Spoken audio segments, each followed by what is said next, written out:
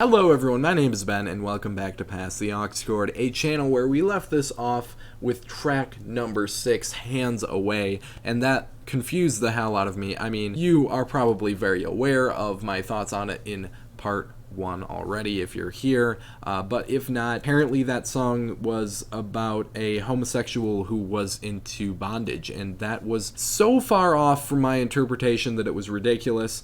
Overall, I'm thinking this album just really has a nice mood and atmosphere to it. I do enjoy that a lot. I think that the way that it's presenting itself is really cool. I think that it really is sticking well to its theme and consistent just feelings to it. It's got a very strong amount of emotion, and it really sticks to those emotions. It's just that, I was feeling like there was some sort of story brewing, and I was actually initially thinking that last track was about an affair going on, but then things appear a little bit derailed at the moment. So Obstacle 2 is the name of the next track, a obvious continuation to Obstacle 1. I'm gonna pull you in close, gonna wrap you up tight, gonna play. Liking the way the vocals came in already.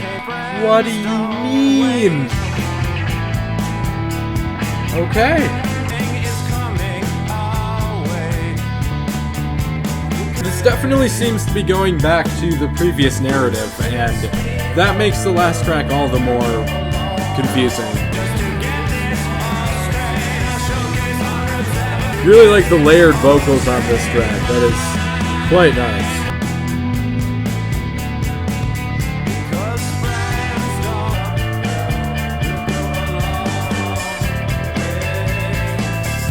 The chorus comes in a really nice way on this track. It really does the song's mood a lot of justice.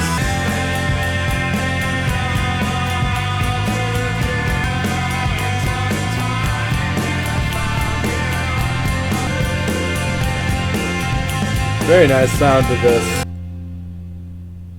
Alright. Yeah, still some weird lyrics on here that I just have no even vague interpretation of. I mean, metaphors are cool, okay? Don't get me wrong. I don't want everything to be just right up in my face and there for me to interpret. That's a really shallow, surface level way of looking at music. But the way that the poetic elements of this album are just come across kind of awkward. There's still a couple moments like that on here, but I mean, most of it's pretty straightforward for the most part, and it does a great job to continue to feel this mood about a relationship that's kind of on the rocks, kind of falling apart, kind of not, though, in this track. This seems to be a return to, an upward swing in the mood. This definitely had a brighter mood to it. This one had a lot more brightness to the instrumental, sounded much more upbeat, and at the same time, the lyrics seem far more will work on these problems, and then it'll get better from there. Our narrator is basically telling significant other that he is willing to change and do what he needs to in order to save it, in order to keep it together. And I guess, all things considered, now I'm kind of hoping that this has a happy ending, so to speak, because we're coming towards more and more the end of the album. And I'm not sure how it's going to go from here, but either way, kind of a return to form on that track. Definitely like that one for sure. Stella was a diver and she was always down is the name of the next track. Okay, I was curious about the title, and reading the bio here, Stella was a diver and she was always down seems to draw inspiration from the Illuminati, that's an exclamation mark, trilogy by Robert Shea and Robert Anton Wilson. In the book, one of the main characters has sex with a girl named Stella. The sexual intercourse occurs in a submarine under the ocean, which also feels like the sort of metaphor that this album would throw at me. That's so weird. Also, the name of the submarine is called Leif Erikson, which is also the name of another track which appears later in the album. Okay, so that's kind of crucial information that it's taking inspiration from that. You can pretty much guarantee that it is at that point because, all things considered, you've got two specific references to that book, or a trilogy, I guess. Okay, but this is the longest track on the album, so let's get into it. Gotcha. Sounds like it's a live recording. I mean, I'm not entirely sure, but it really does.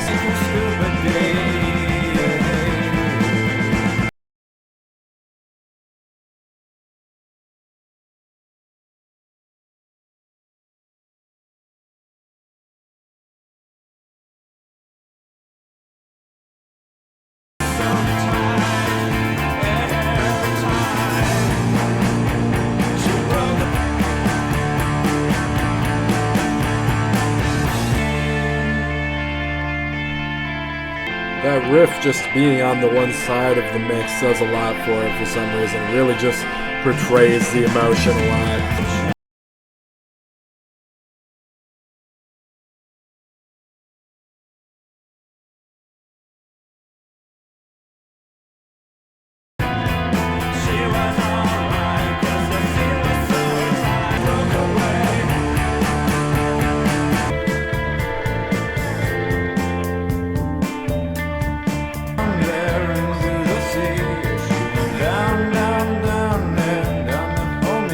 Obviously a double meaning going on there.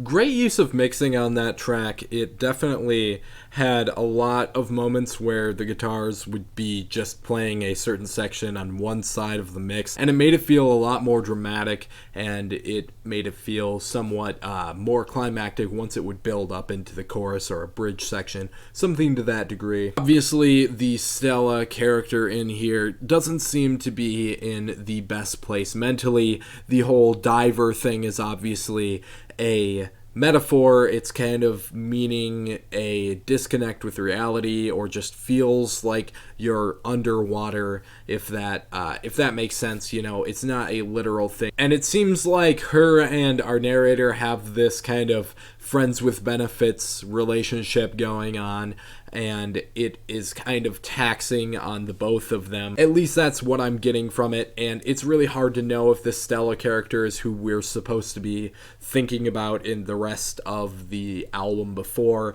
if this is the same person, this is a different story entirely, or anything like that. But I think that it made pretty decent use of its time. I think it could have used to be trimmed down a little bit. It didn't do a whole lot with the 6 minutes, but it didn't really, misuse it either. Overall, it's an alright track. It's one that I would revisit. Definitely some better use of the more metaphorical lyrics on this track, too. I think it came across a lot more cohesive in that way. Roland is the name of track number 9.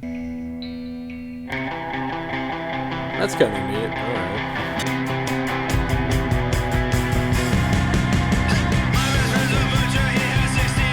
Definitely got a faster paced sound to it. Liking the vocal distortion. And you've completely lost me already. I have no idea what any of this has to do with each other. Very dark sounding riffs on here. And the lyrics are kind of intimidating too, I guess.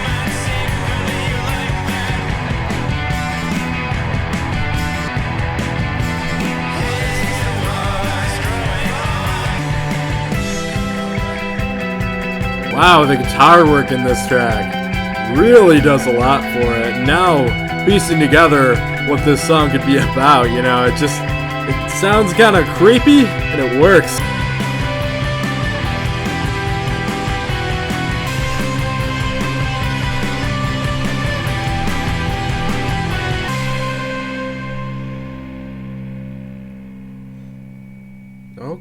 Okay, so the most basic interpretation, I guess, that everybody seems to be coming to is that this song is, in fact, about a serial killer, and that is a reason for him to be carrying these knives around and secretly liking that, There is also the aspect of, does he enjoy the act of being a butcher to enjoy the killing of living things too. You know, you could look at it that way as well. And there's also a different interpretation on here that he could be a drug dealer and the butcher is like making cuts of the drug and he's walking around town with the product, you know.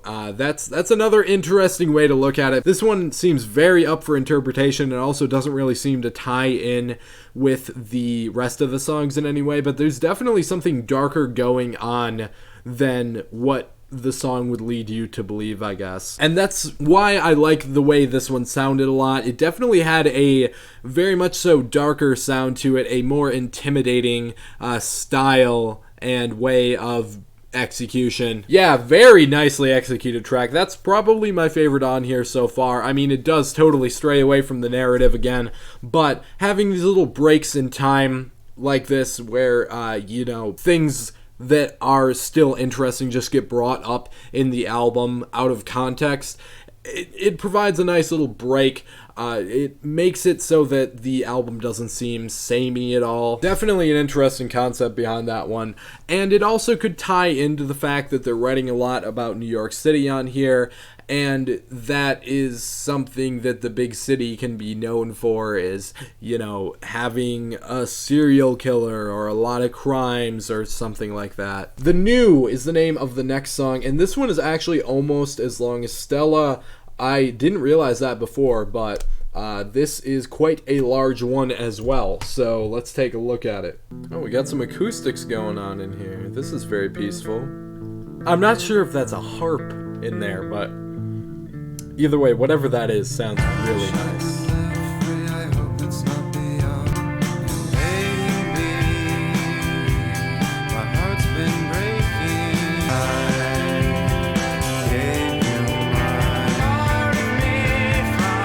Really liking the vocal performance on this chorus section. Wow. This build-up is something. I can tell this is going to have an interesting payoff. Okay, not exactly what I was expecting, but sure. I'll take it.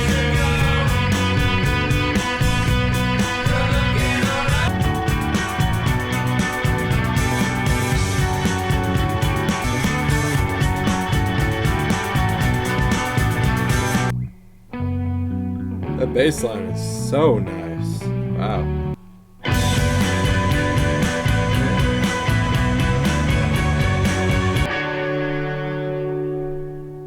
Damn.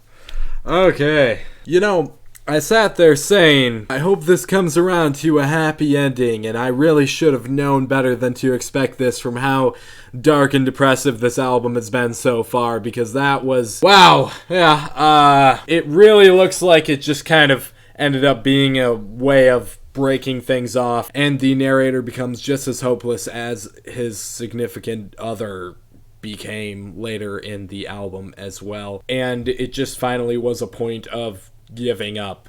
And wow, the tone of the very long instrumental breaks in there were really helping the mood of the song along. It really just made it all the more impactful, and it really just made it feel so much more real, I guess. And, you know, very bittersweet ending to a very bittersweet album appears to be what we're getting on here. But we'll see what we talk about in the aforementioned Leif Erikson, the closing track on here that connects to the Stella track in some way. And I think that was a separate character, so maybe that's the end for our main narrator across the album, and that's just the closing out of that story.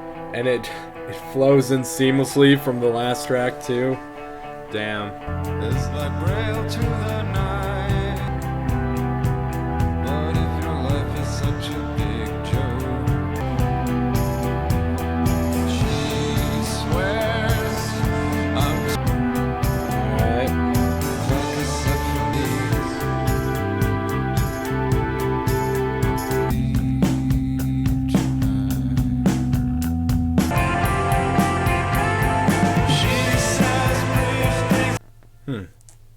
Okay. Man, no, I just don't know what to make of it again.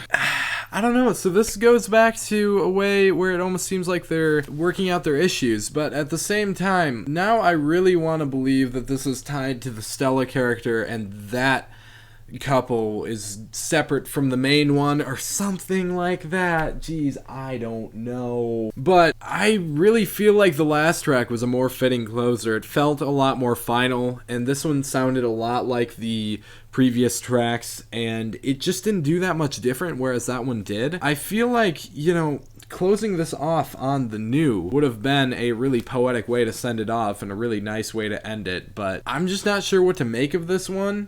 I mean, it definitely continues the very melancholic vibe that the rest of the album had. That much is definitely for sure. There's no doubt about that, but I just don't know what to make of it narratively speaking, or if I should even be looking at this whole album like that. And really, I think that comes down to my only problem with this album as a whole, and it's just that I don't know where I should be going with it, what conclusions I should be drawn to, and what things I should be interested in kind of getting to the bottom of with this and finding the meaning in, because there's so much of it that seems kind of convoluted, and there's a lot of it that seems like it ties into each other, but then you have moments where it totally jumps ship into a entirely different concept and idea, and a part of me really likes that, but I don't know what the thesis is that I'm supposed to be gaining from this.